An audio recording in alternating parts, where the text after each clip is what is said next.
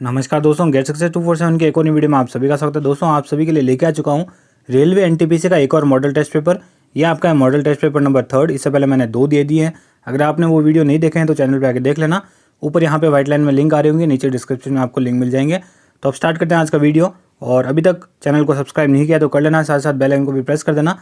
आज का हमारा पहला क्वेश्चन क्या कहता है कि वेन आरेख का डैश द्वारा आविष्कार किया गया था, यानी कि वेन आरेख का आविष्कार किसने किया था, यह आपको बताना है। तो पहले का आपका जो करेक्ट ऑप्शन है वो है सेकंड वाला, जॉन वेन ने किया था। वेन आरेख का आविष्कार कब किया था? 1880 के अंदर किया था। जो भी एक्स्ट्रा इन्फॉर्मेशन होगी क्वेश्चन के रिलेटेड वो भी मैं आपको यहाँ पे बता दूंगा। सेकंड क्वेश्चन के मानव शरीर में कुल कितनी हड्डियाँ होती है? तो ये तो आप सभी को पता होगा कितनी होती है, 206 होती है। पहला ऑप्शन आपका यहाँ पे करेक्ट हो जाएगा। जन्म के समय होती है 270, फिर जब आदमी वयस्क हो जाता है, बड़ा हो जाता है, तो हड्डियों की संख्या हो जाती है 206। चलते हैं आज के हमारे तीसरे क्वेश्चन की ओर कि एम्ब्लिका ऑफिसिनेलिस किसका वैज्ञानिक नाम है? इन चारों में से 4 ऑप्शन आपके सामने हैं। तो दोस्तों, इसका करेक्ट ऑप्शन आपका तीसरा वाला, आंवला। ठीक है, ये इसका वैज्ञानिक नाम है। चौथा क्वेश्चन कि निम्न में से किसका मुक्त होना ओजोन परत के ह्रास होने का मुख्य कारण है? तो यहाँ पे जो आपके चौथे का करेक्ट ऑप्शन हो जाएगा वो हो जाएगा तीसरा वाला, क्लोरोफ्लोरोकार्बन, यानी कि CFC। इसका मुक्त होना ओजोन परत के ह्रास होने का प्रमुख कारण है। आगे चलते हैं हमारे पांचवें क्वेश्चन की ओर कि निम्नलिखित अणुओं में से कौन सा एक डबल सहसंयोजक बंधन द्वारा जुड़ा हुआ है? तो कौन सा है वो? पांचवें का आपका करेक्ट ऑप्शन हो जाएगा सेकंड वाला, O2, यानी कि ऑक्सीजन। छठा क्वेश्चन कि रणकपुर में स्थित प्रसिद्ध मंदिर एक डैश मंदिर है, यानी कि किस प्रकार का वो मंदिर है? शिव का है, जैन का है, कृष्ण का है या राम का है? तो छठे का आपका करेक्ट ऑप्शन हो जाएगा सेकंड वाला। जो रणकपुर का मंदिर है वो रणकपुर जैन मंदिर के नाम से प्रसिद्ध है। जैन तीर्थंकर जो आदिनाथ हैं उनको वो समर्पित है। आगे देखते हैं सातवां क्वेश्चन, जल्लीकट्टू डैश के साथ जुड़ा हुआ है? किसके साथ जुड़ा हुआ है? ओणम, पोंगल, किसके साथ जुड़ा हुआ है ये आपको बताना है। 4 ऑप्शन आपके सामने है और ये क्या चीज़ है वो भी मैं आपको यहाँ पे बता दूंगा। तो इसका जो आपका करेक्ट ऑप्शन है सातवें का वो है चौथा वाला, पोंगल। ठीक है, ये पोंगल के साथ जुड़ा हुआ है। और जल्लीकट्टू है क्या? ये तमिलनाडु का एक परंपरागत खेल है जिसका आयोजन होता है पोंगल के अवसर पर। ठीक है, आगे देखते हैं हमारा आज का 8वां क्वेश्चन कि भारतीय संसद में वित्तीय बजट कौन प्रस्तुत करता है? तो कौन करता है? वित्त मंत्री। 8वें का आपका तीसरा ऑप्शन करेक्ट हो जाएगा। चलते हैं आज के 9वें क्वेश्चन की ओर कि ग्रीन हाउस प्रभाव में कौन सी गैस सर्वाधिक भाग देती है? तो 9वें का जो आपका करेक्ट ऑप्शन हो जाएगा वो हो जाएगा पहला वाला, पानी की वाष्प, यानी कि जो जल वाष्प है और बादल है उनका जो योगदान है सबसे ज़्यादा होता है ग्रीन हाउस इफेक्ट के अंदर। ठीक है, गैस के रूप में। आगे देखते हैं 10वां क्वेश्चन कि कॉर्बेट नेशनल पार्क को किस पशु की रक्षा के लिए स्थापित किया गया था? तो उस पशु का आपको नाम बताना है। तो किसके लिए किया गया था स्थापित? पहला वाला ऑप्शन करेक्ट हो जाएगा आपका, बंगाल के बाघों के लिए। ठीक है, ये जो जिम कॉर्बेट नेशनल पार्क है ये नैनीताल में है। ठीक है, उत्तराखंड के नैनीताल में है। और इसका पूर्व नाम क्या था जिम कॉर्बेट नेशनल पार्क का? वो भी मैं आपको यहाँ पे बता देता हूँ। पूर्व में इसे कहा जाता था हेली नेशनल पार्क। ठीक है, और वर्तमान में जो इसका नाम है वो है जिम कॉर्बेट नेशनल पार्क। और ऐसे क्वेश्चन पूछे जा चुके हैं रेलवे में पहले भी। आज का हमारा 11वां क्वेश्चन देखते हैं क्या कहता है कि सुब्रमण्य भारती एक प्रसिद्ध डैश थे। क्या थे? मुक्केबाज थे, तैराक थे, कवि थे, चित्रकार थे? तो 11वें का आपका करेक्ट ऑप्शन हो जाएगा तीसरा वाला कि सुब्रमण्य भारती एक प्रसिद्ध कवि थे। ये तमिलनाडु के, देखिए, कवि के साथ साथ और क्या थे? तमिलनाडु के लेखक, कवि, पत्रकार, स्वतंत्रता सेनानी, समाज सुधारक, ये सभी थे। ठीक है, अगर आपके पास कोई भी ऑप्शन आता है इनमें से तो आपको उसे टिक करना है। 12वां क्वेश्चन कि पंजाब में भूमि अपरदन का मुख्य कारण क्या है इन चारों में से? तो क्या होगा इसका करेक्ट ऑप्शन? पहला वाला, सघन कृषि, यानी कि इंटेंसिव फार्मिंग। तो पंजाब में भूमि अपरदन का ये मुख्य कारण है। ठीक है, तो सघन जो कृषि होती है यानी कि जो इंटेंसिव फार्मिंग है उसका मतलब क्या है कि कम ज़मीन के अंदर अधिक उत्पादन करना। ठीक है, ज़्यादा से ज़्यादा कीटनाशक डालना, ज़्यादा से ज़्यादा खेती करना, लगभग पूरे साल खेती कर लेना। तो उससे होता क्या है कि भूमि अपरदन हो जाता है ऐसा करते करते। तो ये पंजाब में सबसे ज़्यादा है। 13वां क्वेश्चन के भारत की सबसे लंबी नदी का नाम बताइए। ये तो आपके लिए शायद इजी क्वेश्चन होगा, गंगा। ठीक है, सेकंड ऑप्शन आपका यहाँ से करेक्ट हो जाएगा। जो भारत की सबसे लंबी नदी है वह है गंगा। 14th क्वेश्चन के महात्मा गांधी द्वारा भारत छोड़ो आंदोलन का प्रारंभ किस वर्ष किया गया था? तो कब किया गया था दोस्तों? 1942 के अंदर। सेकंड ऑप्शन आपका यहाँ से करेक्ट होगा। यह हुआ था 8 अगस्त 1942। ठीक है। 15वां क्वेश्चन कि किस स्वतंत्रता सेनानी ने महात्मा गांधी को पहली बार राष्ट्रपिता कहकर संबोधित किया था?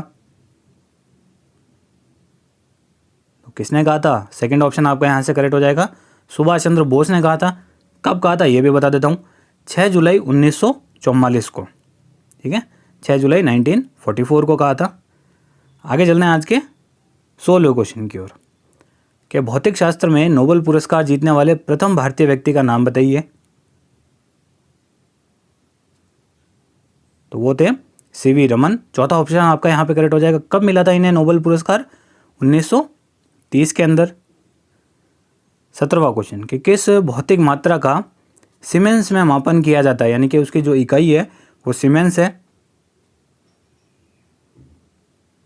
तो 17वें का आपका जो करेक्ट ऑप्शन बन जाएगा वो बन जाएगा सेकंड वाला, विद्युत चालकता। इसकी जो इकाई है वो है सीमेंस। सीमेंस में इसको नापते हैं। ठीक है, और इसकी जो सीमेंस है, सीमेंस के अलावा और इसकी क्या इकाई हो सकती है? इसको हम कहते हैं म्हो, MHO, या फिर इसे कह सकते हैं ओम इनवर्स, OHM इनवर्स। ये सभी इसकी इकाई है, यानी कि यूनिट है। अगर कोई भी आती है एग्जाम में तो आपको ध्यान देना है। 18वां क्वेश्चन क्या कहता है कि निम्न में से एक विकल्प को छोड़कर बाकी सभी लोक अदालत के लक्ष्य हैं, वह विकल्प क्या है?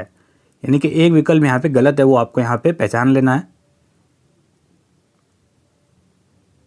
तो 18वें का करेक्ट ऑप्शन क्या हो जाएगा? तीसरा वाला कि आम आदमी के हाथों में शासन करने का अधिकार सौंपना। ठीक है, यह लोक अदालत का लक्ष्य नहीं होता है, बाकी तीनों ही होते हैं। तो यहाँ पे आपका तीसरा ऑप्शन करेक्ट हो गया। 19वां क्वेश्चन देखते हैं कि सतत पोषणीय विकास से क्या अभिप्राय है, यानी कि इसका मतलब क्या है? तो क्या हो जाएगा यहाँ पे आपका करेक्ट ऑप्शन तीसरा वाला कि विकास जिससे पर्यावरण को कोई हानि ना हो, यानी कि ऐसा विकास हो जिससे पर्यावरण को कोई भी नुकसान ना हो, कोई भी हानि ना हो। देखते हैं 20वां क्वेश्चन। एक बुक पे आधारित आपका क्वेश्चन है, पुस्तक का क्वेश्चन है कि ए सूटेबल बॉय पुस्तक के लेखक कौन है? यहाँ पे इसका करेक्ट ऑप्शन हो जाएगा पहला वाला, विक्रम सेठ। तो ये जो इनका उपन्यास था प्रकाशित हुआ था कब? 1933 के अंदर।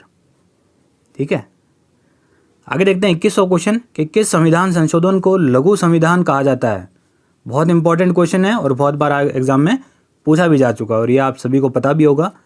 21वें का जो आपका करेक्ट ऑप्शन है वो हो जाएगा तीसरा वाला, 42वां संविधान संशोधन अधिनियम, जो कि 1976 में पारित हुआ था। ये संविधान संशोधन है जिसे हम लघु संविधान भी कहते हैं। आगे चलते हैं हमारे 22वें क्वेश्चन की ओर कि निम्न में से किसने अंग्रेजों के विरुद्ध हुए 1857 की क्रांति में हिस्सा नहीं लिया था? तो कौन थे इन चारों में से? टीपू सुल्तान, जिन्होंने 1857 की क्रांति में हिस्सा नहीं लिया था अंग्रेजों के विरुद्ध। 23वां क्वेश्चन के रेडियोधर्मी पदार्थ क्या उत्सर्जित करते हैं? तो क्या हो जाएगा आपका यहाँ पे करेक्ट ऑप्शन 23वें का चौथा वाला, अल्फा, बीटा और गामा किरणें। तो जो रेडियोधर्मी पदार्थ होते हैं वो अल्फा किरणें, बीटा किरणें और गामा किरणें तीनों ही उत्सर्जित करते हैं। आगे देखते हैं 24वां क्वेश्चन।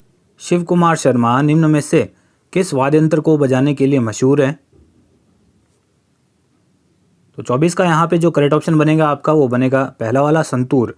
ठीक है, जो पंडित शिव कुमार शर्मा है वो जम्मू कश्मीर के रहने वाले हैं और ये जम्मू कश्मीर के प्रसिद्ध संतूर वादक है। 25वां क्वेश्चन के पोलियो तथा चेचक की बीमारियों के होने वाले कारण, होने वाला कारण क्या है? जीवाणु है, कवक है, विषाणु है, कीड़े हैं, क्या है? बताइए फटाफट से। तो 25वें का जो आपका करेक्ट ऑप्शन बनेगा वो बनेगा तीसरा वाला, विषाणु, यानी कि वायरस। तो ये वायरस होते हैं पोलियो और चेचक। आगे चलते हैं हमारे 26वें क्वेश्चन की ओर कि निम्न में से किस भारतीय राज्य का सबसे लंबी तटरेखा है? तो 26वें का आपका जो करेक्ट ऑप्शन बन जाएगा वो बन जाएगा तीसरा वाला, यानी कि गुजरात। गुजरात की सबसे लंबी तटरेखा है और लगभग 1900 किलोमीटर के आसपास की इसकी तटरेखा है। आगे चलते हैं 27वें क्वेश्चन की ओर कि इनमें से कौन सी मछली नहीं है ध्यान से देखना इस क्वेश्चन को। तो 27 का आपका करेक्ट ऑप्शन क्या हो जाएगा? सेकंड वाला, वेल। वेल को एज अ मछली काउंट नहीं किया जाता है, इसे एज अ मैमल काउंट करते हैं, ठीक है। सबसे बड़ा जलीय स्तनीय है ये। 28वां क्वेश्चन कि हवा के इकाई आयतन यानी कि घन मीटर में उपस्थित जल वाष्प की मात्रा को कहा जाता है, क्या कहते हैं? तो इसका करेक्ट ऑप्शन हो जाएगा आपका तीसरा वाला, निरपेक्ष आर्द्रता कहते हैं। 29वां क्वेश्चन कि पूंजी बाजार विनियामक होता है किसके? इन सभी में से आपको देख के बताना है। तो यहाँ पे जो इसका करेक्ट ऑप्शन बनेगा वो बनेगा तीसरा वाला, सेबी। जो पूंजी बाजार होता है वो विनियामक होता है सेबी के। अब ये सेबी क्या है, ठीक है, हिंदी और इंग्लिश में दोनों में इसका फुल फॉर्म बता देता हूँ। हिंदी में तो इसे कहते हैं भारतीय प्रतिभूति और विनिमय बोर्ड, ठीक है, और इंग्लिश में इसे कहते हैं securities and exchange board of India, SEBI, ठीक है, SEBI इंग्लिश में सेबी कह देते हैं और हिंदी में इस तरीके से सेबी लिख देते हैं। और फुल फॉर्म मैंने आपको यहाँ पे बताई दिए हैं। अगला क्वेश्चन कि निम्न में से किस पदार्थ की प्रतिरोधक क्षमता बढ़ते तापमान के साथ घट जाती है? तो किसकी घट जाती है? पहला वाला ऑप्शन आपका यहाँ पे करेक्ट हो जाएगा, शुद्ध सिलिकॉन की, ठीक है। आगे देखते हैं 31वां क्वेश्चन कि कावेरी विवाद किन राज्यों के बीच में है? तो क्या हो जाएगा आपका यहाँ पे करेक्ट ऑप्शन तीसरा वाला, तमिलनाडु और कर्नाटक राज्यों के बीच में है कावेरी जल विवाद।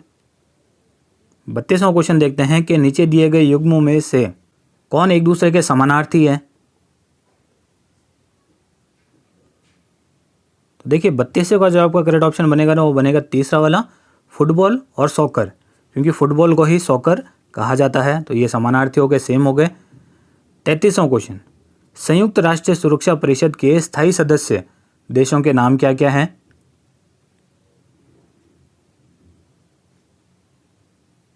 तो 33वें का आपका करेक्ट ऑप्शन हो जाएगा चौथा वाला, संयुक्त राज्य अमेरिका, रूस, UK, फ्रांस और चीन। ये 5 है देश, ठीक है। अब इन 5 को क्या क्या कहते हैं, अलग अलग नाम है, वो भी मैं आपको यहाँ पे बता देता हूँ। इनके लिए कॉमन नाम लिखते हैं, कई बार P5, ठीक है, कई बार बिग 5, कई बार परमानेंट 5। तो इन सभी को शॉर्ट नाम से ऐसे भी कहते हैं।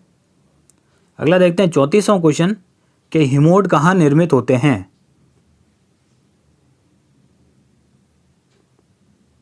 तो ये कहाँ निर्मित होते हैं? ग्लेशियर क्षेत्र में। 34वें का आपका तीसरा ऑप्शन करेक्ट हो जाएगा। 35वां क्वेश्चन कि न्यूरॉन क्या है? अब 4 ऑप्शन आपके सामने, फटाफट से बताइए कि न्यूरॉन क्या चीज़ है इन चारों में से।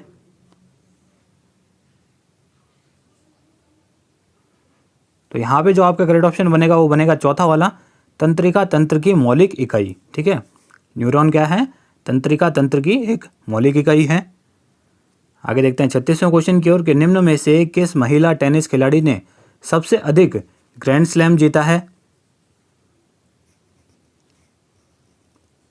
तो क्या होगा दोस्तों आपका यहाँ पे करेक्ट ऑप्शन तीसरा वाला, मार्गरेट कोर्ट ने जीते हैं। ये पूर्व ऑस्ट्रेलियाई टेनिस खिलाड़ी है और इन्होंने जो ग्रैंड स्लैम जीते हैं वो जीते हैं टोटल 24, ठीक है, जो कि एक वर्ल्ड रिकॉर्ड है।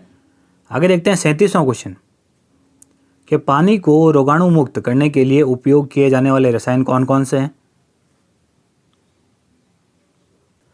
क्या होगा आपका यहाँ पे करेक्ट ऑप्शन 37 का तीसरा वाला, 1 व 2 दोनों, ठीक है, क्लोरीन भी और ओजोन भी, Cl एंड O3, ठीक है।